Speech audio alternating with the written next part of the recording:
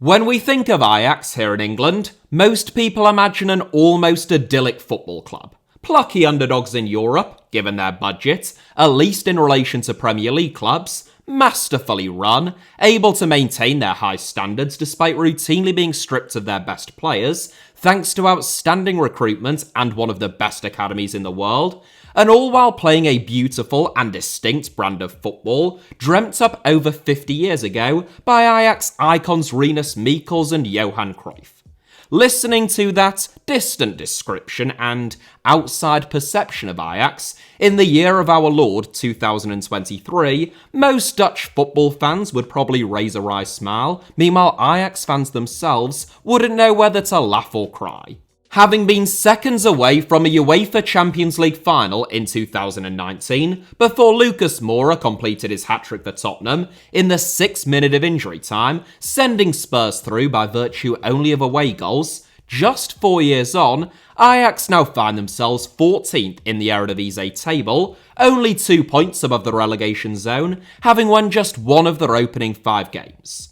It is Ajax's worst start to a season in almost 60 years, and it shows few signs of improving anytime soon. Last weekend, in the Klassieker, which is the biggest game in Dutch football between Ajax and Feyenoord, Feyenoord went 1-0 up within the opening 10 minutes, they doubled their lead just 9 minutes later, and it was 3-0 before half-time. The home fans, it would be fair to say, weren't overly impressed. This is a fixture in which tempers flare even at the best of times, but Ajax fans, and particularly their ultras, have been increasingly badly behaved in recent years, and the anger at what they were witnessing soon spilt, quite literally, over onto the pitch. At first it was a cup of beer, then it was flares and fireworks, and after they were cleared up, Ajax fans went again. As per controversial recent KNVB legislation, it is 3 strikes and you're out when it comes to missiles thrown onto the pitch, and the match was abandoned. Those rules are controversial not only because of the disruption, but also because of the potential warped incentive that they might provide. Because the KNVB dictates that all abandoned games must be replayed, at least from where they left off, rather than simply being forfeited by the team with the offending supporters, fans potentially have an incentive to deliberately have games which are going against their side halted, in the hope that their team will do better days later when they resume. For Ajax, though, there would be no such reprieve. After the Klassieker was abandoned, some supporters smashed up the main entrance to the Johan Cruyff Arena, demanding the resignation of the club's board and director of football Sven Mislintat. Mislintat was subsequently sacked, but when the game was restarted on Wednesday, Feyenoord added a 4th. The 4-0 scoreline was Ajax's heaviest home defeat to Feyenoord since 1960, and their heaviest ever in the Eredivisie. In the space of 2 short years, Ajax have gone from being talked about as possibly the best-run club in all of Europe, given the relative pittance that is the Eridivisie's media rights deal, to facing arguably the biggest crisis in the history of the club, and a sense that, for now at least, things are only likely to get even worse. So how did it happen? Well, funnily enough, that's what this video is all about. So sit back, relax, and join me on a journey to Amsterdam, in a trip which is sadly devoid of the tranquility of a cruise along the canal and any weed brownies, as we take a look at what feels like an existential crisis at one of the biggest clubs in Europe, where things have gone so horribly wrong, and how it was all allowed to happen. The starting point for where it has all gone wrong for Ajax, and I wish I was joking, is a dick pic. In fact, ludicrous as it may sound, for those who don't know what I'm referring to, it isn't actually amusing at all. Mark Overmars was part of a youthful Ajax team that won the UEFA Champions League in 1995, which was the club's first since winning a trio of European Cups at the beginning of the 1970s, before going on to star for both Arsenal and Barcelona. Exhilarating to watch, Overmars is one of the fastest players ever to have laced up a pair of boots, but like so many rapid footballers, persistent injuries plagued his later years. Overmars retired from football at the age of only 31 and became a shareholder at his first club, Go Ahead Eagles. 2 months later, Overmars joined the club's supervisory board, and in the 2008-09 season, he came out of retirement to play 24 times in the Eredivisie, while still sitting on the board.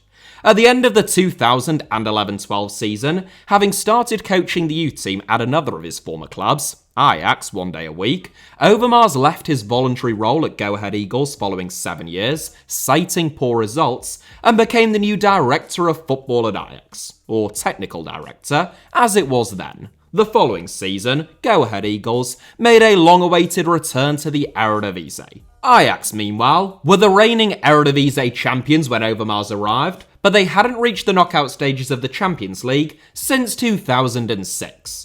At the age of only 39, and with no administrative experience at a top-flight club whatsoever, Overmars had been put in charge of Ajax's youth department, transfers, and scouting. It was a job which Overmars held on to for the next 10 years, during which time Ajax never finished lower than second in the Eredivisie, in addition to reaching the final of the Europa League and the semi-finals of the Champions League. Ajax's long-revered academy became especially prolific under Overmars, with many becoming regulars in the Ajax first team, as well as generating enormous revenue in sales. 10 of the 18 players in Ajax's matchday squad, when they reached the semi-finals of the Champions League, were graduates of their own academy, including the likes of Matthijs de Ligt and Donny van der Beek. Meanwhile, Frenkie de Jong was signed for just €1 at the age of 18, following only 3 appearances for his boyhood club Willem II. As de Jong served to illustrate, Ajax's recruitment was no less impressive. During Overmars' decade at the helm, Ajax generated €650 million in player sales, whilst reinvesting less than half of that on new arrivals. That gave them a net spend of over €350 million of profit, the third highest in world football during that time, yet they continued to improve.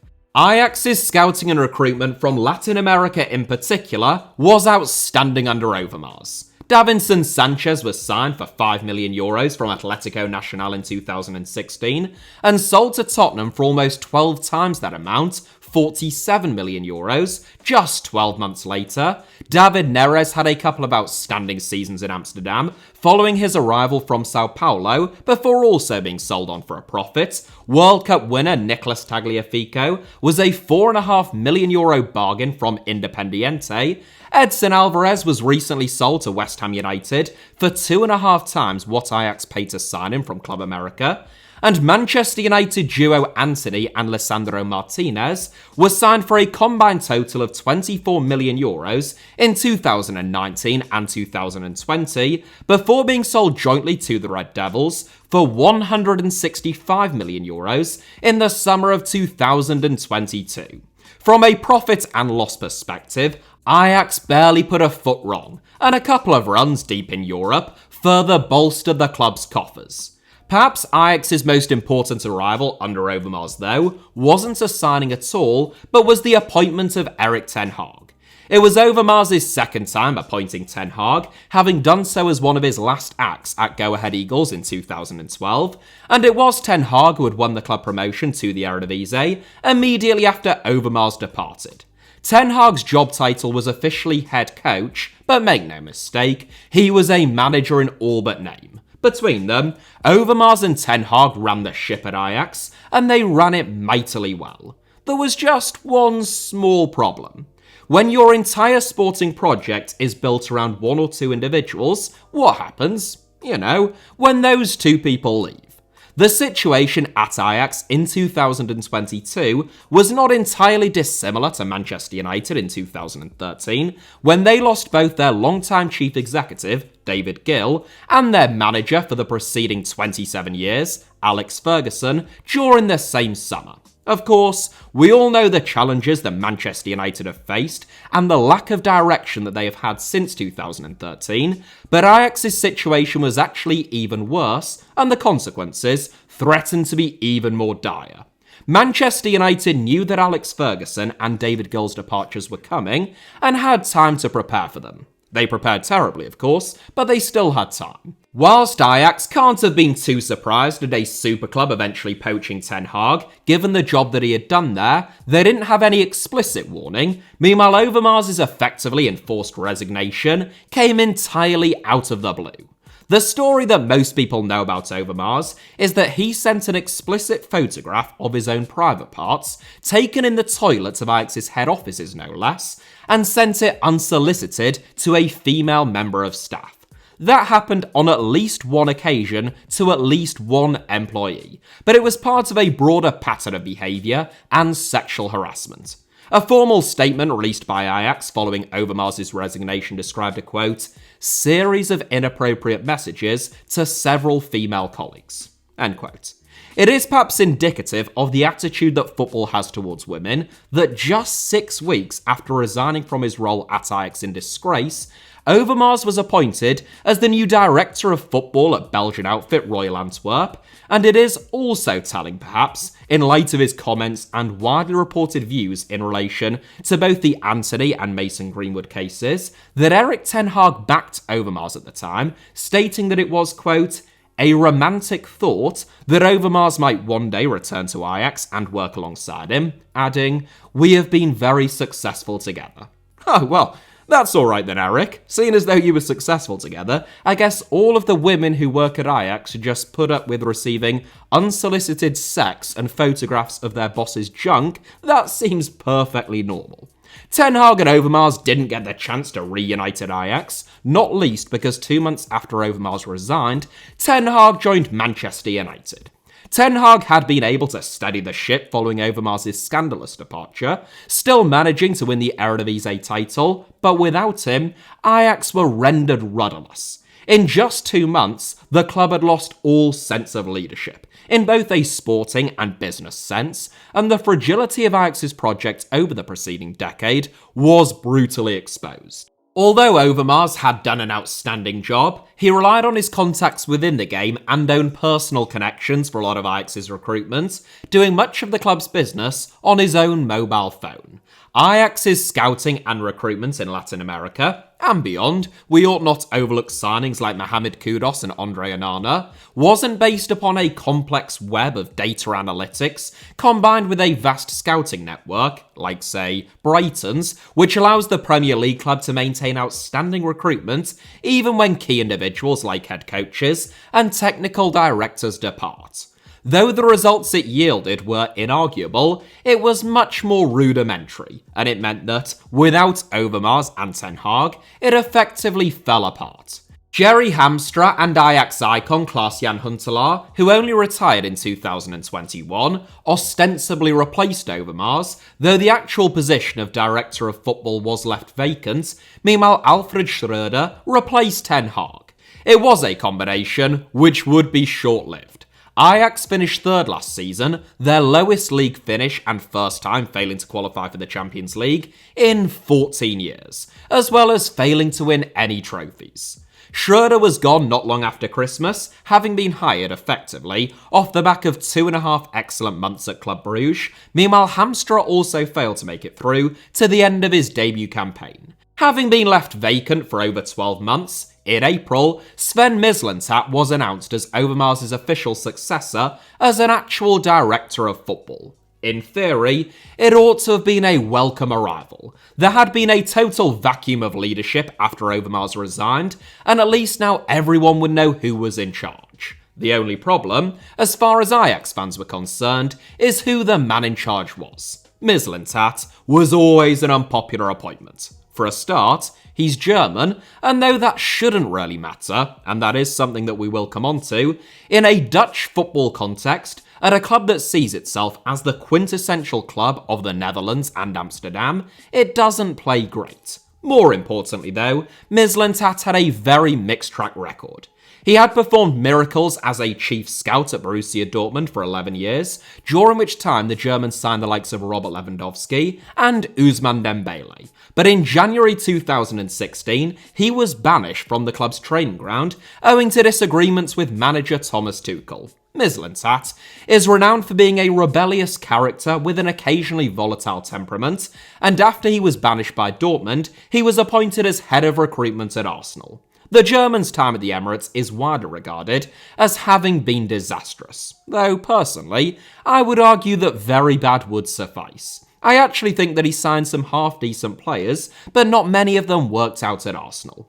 He was responsible for 8 signings in total, including Matteo Guendouzi, Socrates Papastathopoulos, and Lucas Torreira. Only Pierre-Emerick Aubameyang, Mislintat's most expensive arrival, from his former club Dortmund, where he also signed him, managed to star at the Emirates. And even in his case, things later soured, and he left the Gunners for nothing. Bernd Leno, likewise, despite not doing a bad job at Arsenal, was signed for £22.5 million and sold for £8 million. It was a far cry from Lewandowski, Hummels and Dembele. What's more, Mislintat was only ever a recruitment guy at Dortmund and Arsenal. It was only at Stuttgart, after leaving Arsenal, that he got his first experience as a sporting director, guiding the club to promotion from the second Bundesliga in his first year at the helm, and 9th and 16th place finishes in the top flight in the 2 seasons that followed. As far as many Ajax fans were concerned, promotion from the second tier of German football at a club which was already widely expected to win promotion was not adequate experience to land the top job at Ajax. But then again, Overmars hadn't even managed to get Go Ahead Eagles promoted and was only 39. Unfortunately for Ajax fans, and fortunately for the female staff members at Ajax, Mislintat wasn't Overmars. That was doubly unfortunate in a sporting context because the summer of 2023 was a massive one for Ajax. Failure to qualify for the Champions League last season has decimated the club's revenue for the first time in more than a decade, and Mislintat was instructed that his budget would have to be slashed and players would have to be sold. Over the summer, 9 senior players left Ajax for a combined total of more than €150 million. Meanwhile, Davy Klaassen and Dusan Tadic left to join Inter Milan and Fenerbahce respectively on free transfers. Tadic's departure felt particularly significant. He was signed, along with Daley Blind, in the summer of 2018, after Overmars took the decision to scrap Ajax's salary caps to try and push the club forward under Erik ten Hag. It proved to be an absolute masterstroke. Blind was inspired back at Ajax, marshalling a youthful backline from centre-back. Meanwhile, Tadic, it is no exaggeration to say, became one of the most productive players in world football. Over the course of his 5 seasons in Amsterdam, Tadic scored 105 goals and made 112 assists in 241 appearances, or, in other words, very nearly 1 goal contribution per game. In his debut campaign, when Ajax reached the semi-final of the Champions League, Tadic scored 38 goals and made 23 assists, for which he was quite rightly nominated for the Ballon d'Or and probably ought to have finished higher than 20th. Though Ajax struggled last season, and Tadic is now 34 years old, the Serbian was still their star man, scoring 13 goals and registering an incredible 21 assists. Tadic's departure, whatever the circumstances and whenever it happened, would have come as a bitter blow then. But the fact that he requested for his own contract to be terminated, reportedly due to the club's lack of ambition and the poor calibre of Mislintat's signings who replaced some of Ajax's star players, didn't bode well at all. Within the international press, Tadic's alleged complaints that he was surrounded by lesser players weren't particularly well received. It seemed like arrogance from the outside, and maybe it was, but Ajax fans suspected that Tadic was right in his assessment of the club's new arrivals and lack of ambition, and so far this season, he has been proven even more right than anyone could have imagined. Tadic feels symbolic of Ajax's rise and fall over such a short period of time. He was signed as Overmars took the shackles off the club's wage bill to push them as far forward as he could, and it paid off. He became a talismanic figure, and Ajax's success generated a lot more revenue than they were paying him. He left last summer, 5 years later, as Ajax slashed their budget, reined in their ambition, and there is no one in their current squad who can match his talismanic presence. Though Mislintat had to sell players in the summer, and did sell more than €150 million worth of them, he was allowed to reinvest almost 3/4 of that on new arrivals. For the second successive summer, having never done so before that, Ajax spent more than €100 million, almost half of which, around €40 million, went on second-tier players. I don't mean second tier as in not very good, I mean they were literally signed from second tier football teams. Chuba Akpom was the most expensive among them, brought in for a potential €14.3 million from Middlesbrough, following a 28-goal season in the Championship last season, but before that, Akpom, aged 27, had never scored more than 8 league goals in a season, and that was in the Greek Super League. His entire Premier League experience consisted of 4 cameo appearances at Arsenal as a youngster. 19-year-old Portuguese wideman Carlos Forbes was signed for a potential €19 million from the Manchester City Academy, despite having never played a single minute of men's football. Likewise, 22-year-old German goalkeeper Dient Ramaj was signed for €8 million from Eintracht Frankfurt, despite the fact that he has only ever played 2 games of first-team football before in his life. Ramaj was supposed to replace Geronimo Rulli, at least while the Argentine was sidelined for injury, but Ajax boss Murray Stein has chosen to play Jay Gorter ahead of him, a 23-year-old who was already at the club and struggled for game time on loan at Aberdeen last season. The Latin American theme continued even in Overmars' absence though, ironically, only in the form of Argentine left-back Gaston Avila, who was signed for €12.5 million from Overmars' current club Royal Antwerp. The most controversial signing of all though, as things currently stand, and it is nothing to do with his playing ability, is that of Croatian international Borna Sosa. Mislintat signed Sosa from his former club Stuttgart for a reported fee of €8 million on transfer deadline day. So far, so normal. Until that is, Dutch broadcaster NOS revealed that they were investigating Sosa's move over a potential conflict of interest.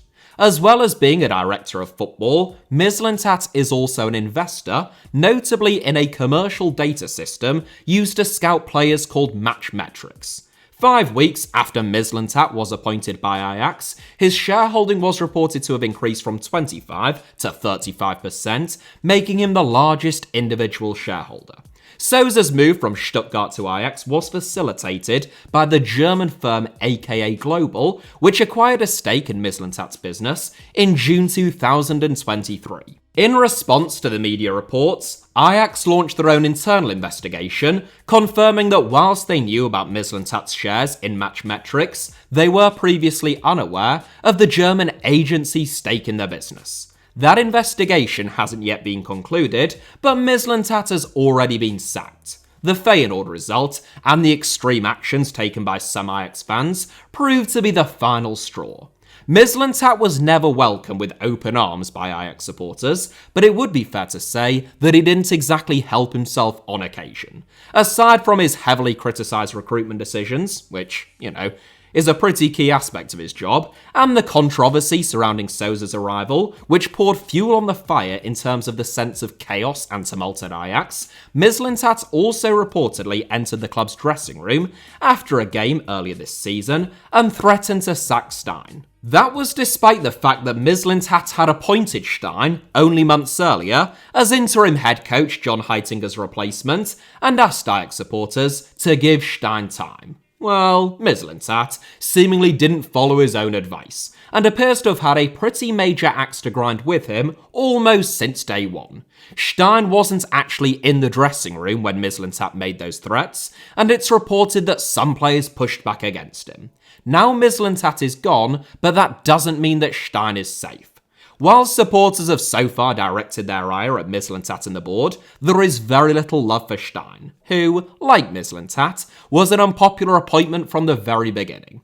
Stein did an outstanding job at Sparta Rotterdam over the preceding 14 months, first guiding the club to a great escape, having been in last place when he arrived, and then to a 6th place finish last season, which was Sparta's highest league finish for almost 30 years, and to the final of the Eredivisie's European competition playoffs, where they lost 2-1 against FC Twente. Despite that impressive track record, Stein had never played the kind of possession-based football that Ajax fans not only expect but demand, nor had he ever managed or played for a massive club like Ajax. That didn't play well, but more importantly, neither have Ajax so far this season, and if Stein survives the appointment of Mislintat's successor, it will be a minor miracle. It should be said, there is a skepticism towards perceived outsiders at Ajax, which can sometimes appear to be rather toxic.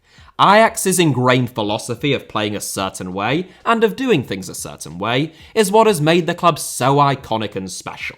The influence and legacy of Cruyff as a player, manager and technical director touched every inch of the club. Cruyff was born in Amsterdam, he joined Ajax on his 10th birthday, and he turned his hometown club into the best and most exhilarating team to watch in all of world football. Cruyff's legacy in the game is virtually unrivaled. But not everyone who is going to have a positive impact upon Ajax is going to have followed the exact same path. There is a mistrust of anyone who doesn't have Ajax DNA, so to speak, in their blood when they are appointed to senior roles at the club, and it's then up to them to prove that skepticism wrong. Sometimes that is just basic football tribalism, but sometimes it can manifest itself as something a little bit more sinister. When Kjetil Knutsen, the 3-time Elitserien Coach of the Year, who has performed miracles at Bodo Glimt, was linked with a manager's job at Ajax, the media ridiculed the prospect, mocking Knutsen's name and suggesting that the Norwegian was only used to coaching reindeer. It sounds silly, but it's actually remarkably short-sighted when talking about a coach who, in the last couple of years alone, has masterminded a 6-1 win against Jose Mourinho's Roma, a 5-1 aggregate win against Celtic, and knocked Eredivisie side AZ out of the Europa Conference League in the round of 16, all at a Norwegian club with a Norwegian club's budget. It's not the only way in which Ajax's relationship with the media isn't the healthiest. Ajax is a Dutch institution. The club is enormous, and every bit as much of a landmark of Amsterdam as the city's canals, windmills, and royal palace. As such, they are constantly talked about, and no team receives more airtime or column inches. The close proximity of the media and Ajax has created a symbiotic relationship between senior figures at the club and the press, and an alleged quid pro quo between journalists and staff. Employees and senior figures leak information and little tidbits here and there to give the media a scoop, and in return, those individuals receive more favourable coverage, or at least, softer criticism when things go wrong. If you don't play the game, the press can be brutal, and you're unlikely to stick around for long. Of course, Ajax can, and indeed have got rid of Mislintat, but they can't just get rid or undo his 12 new arrivals, signed for nearly €110 million only 1 or 2 months ago. Mislintat was given license to oversee the most radical overhaul of Ajax's squad in a generation, and the legacy of that will be long-lasting. It is worth just taking a moment to reflect on the fact that in the last 2 years alone, Ajax have lost Anthony, Lisandro Martinez, Sebastian Aller, Ryan Gravenberch, Nicolas Tagliafico, Daley Blind, Andre Onana, Nusser Mazraoui, Mohamed Kudus, Jurrien Timber, Edson Alvarez, Calvin Bassey, Davy Klaassen, and Dusan Tadic. It is no exaggeration again, whatsoever, I don't think, to suggest that those 14 players could form a starting 11 that would be Ajax's current best 11 about 3 or 4-0, if not by even more. There is no team in the world, alright, possibly other than Brighton, who could deal with an exodus like that without being significantly weakened, but for Ajax, so many of their wounds have been self-inflicted. And now, things have turned toxic. Dutch football as a whole has seen a worrying rise in hooliganism in recent years, and Ajax are no exception. The scenes in the Klassieker were the latest example, as Ajax fans not only got the game abandoned but also smashed down the main entrance to the stadium after the match, but it is far from an isolated incident. Ajax and Netherlands legend Marco van Basten commented after that match, quote, "Just stop professional football in the Netherlands. I mean that. If we can't behave normally in the stadium, maybe we should just stop. It should be 3-0 to Feyenoord, make it 5-0 if they say that we could have scored more." End quote. Van Basten is no stranger to making, let's just say, eye-catching remarks, but on this occasion, there is a sense that he isn't too far wide of the mark. He went on to state, quote, "People did this deliberately, on purpose. The most important game in the Netherlands had to be stopped. Empty stadiums are not an option. We saw that during COVID. If it is so important, politicians should make it an issue. It's madness. I'm glad COVID is over, but since then, we have had to deal with this misery every week. Make it so that the banned fans have to report to the police before games. Enforce it. They do it in England. Apparently they think it's too much work here." End quote. For the uninitiated, what Van Basten is referring to stem the rise in hooliganism in English football during the 1980s, the sport worked with the authorities to introduce banning orders, which not only ban offending supporters from attending matches, but also require them to report to the police around certain games. Their passports are often withheld during international tournaments, and they can even be barred from pubs, town centres and public transit during match days. Some would consider that to be too draconian, depending upon the offence, but there can be no doubt that the Dutch authorities need to do something. Right now, there are far too many people attending football matches in the Netherlands for whom football is only of secondary or tertiary importance, and it is doing untold damage to the reputation of one of Europe's great footballing nations. Ajax have already announced the appointment of former Go Ahead Eagles owner and SCG International's co-founder Alex Kroes as their next general manager and as the chairman of their board, but Kroes won't actually enter the role until March 15th, 2024, over 5 months away. Ajax hoped that Jan van Heist, who played about 40 games for Ajax between 1999 and 2002, and has since become a regular host and analyst on Dutch TV, could temporarily occupy that role until then. It would be like Manchester United putting Robbie Savage or Lee Sharp in temporary charge of the club, and it is as yet unclear whether that situation is going to be tenable, even for just 5 months. One man who loves to be a saviour, and does have Ajax DNA, is Louis van Gaal. Rafael van der Vaart recently claimed to have spoken to Van Gaal and that he was itching to help out, though Van Gaal has since distanced himself from those claims, and particularly any suggestion that he would take over as head coach, citing health concerns. Last year, Van Gaal received treatment for prostate cancer, though he still took Netherlands into the 2022 World Cup. Ajax's former CEO, Edwin van der Sar, resigned in April citing stress, and in July, he was admitted to intensive care after suffering a brain hemorrhage. Overmars, meanwhile, less than a year after resigning as director of football, was admitted to hospital following a cardiac arrest. It might just be bad luck, or it might have something to do with the stress and strains of the job. For his health, Van Gaal might be best staying away, but turning down one last chance to be the hero isn't really in his DNA either. So a return in some capacity, even if only as a stopgap until Kroes comes in, can hardly be ruled out. A couple of years ago, Ajax thought that they had become the Bayern of the Netherlands. 4 successive first-place finishes, repeated European runs, and a revenue which dwarfed the rest of the division will do that to you. But it was a success built by a dysfunctional organisation, held together by 2 men who left unceremoniously within a matter of weeks of one another.